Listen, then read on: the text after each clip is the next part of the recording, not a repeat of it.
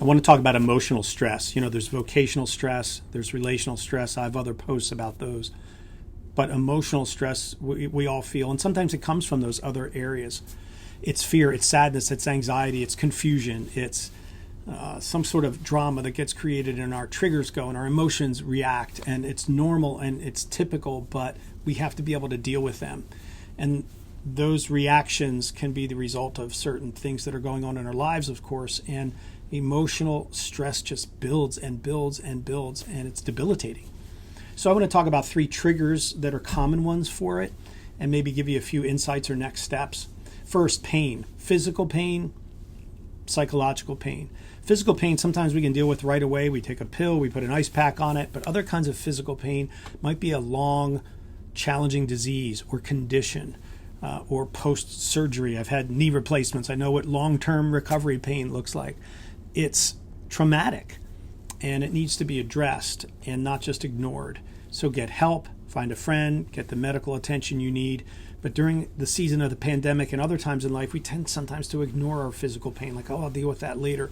But it can create emotional trauma and other kinds of challenge in your life if you don't address it in a healthy way. Psychological trauma, the deep wounds we find from just abuse or bad things that happened to us or arguments that got divisive and really hateful or whatever. But psychological trauma, self-hatred, lots of things can create deep wounds that we shouldn't ignore.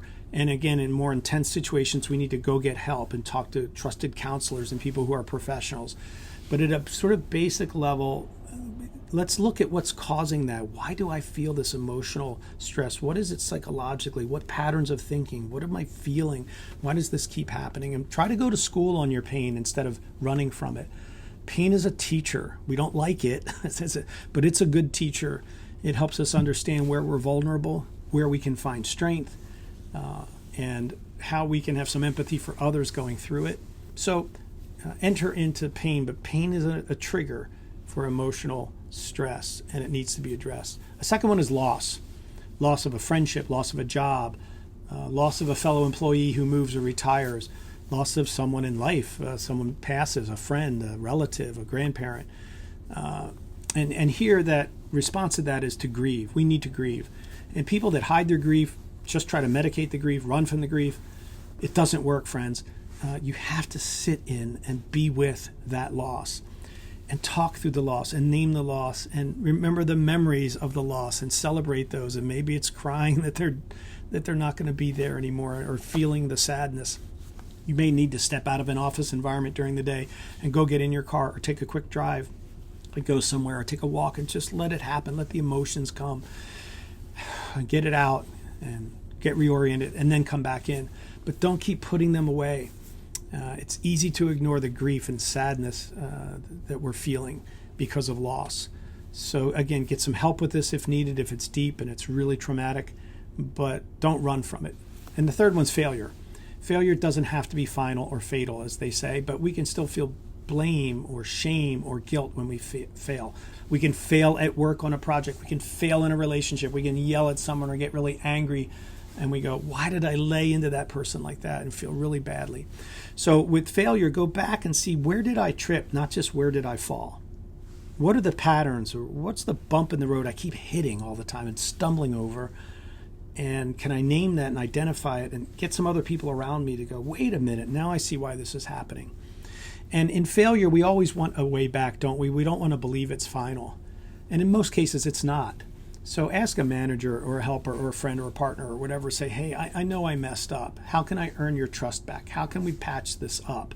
And do that for others. A lot of people need to hear from you, hey, yeah, that hurt, but let's find a way back. Let's restore this relationship. But it's really clear that you need to identify who you hurt and to go to them and say, I'm sorry. I made a bad decision as a team leader and it hurt a number of us.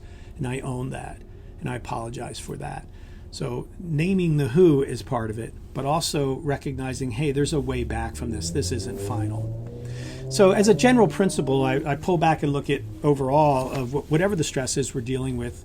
You can't separate these stressors, emotional, relational, vocational. They're interrelated. So see how they affect each other. Pay attention to that. Second, don't deal with stress alone. Get a partner, get others around you to deal with these intense stresses we feel in life. And third, remember that sometimes we need to pull back and away from things to get perspective and to relax and get some space. But sometimes we have to fight pressure with pressure.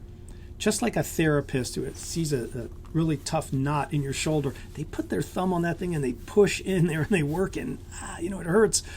But they're fighting pressure with pressure. And by that I mean, when I'm bringing all this energy in one area of my life and it's causing some stress now, I want to realign that energy somewhere else, reposition it, bring that intensity somewhere else. If I'm working intellectually for a long time, I need to change and go for a walk or go work out or do whatever I can physically. So I'm still acting, I'm still bringing pressure, as it were, but not in the same place. I'm reallocating it. And I think you need to think about that. Sometimes we need to face things head on. Sometimes we need to redirect our energy so that we can deal with the stresses that are in our lives. So I hope you'll identify stress, process it, learn to grow from and through it, so you'll be a better person and you'll be a better leader.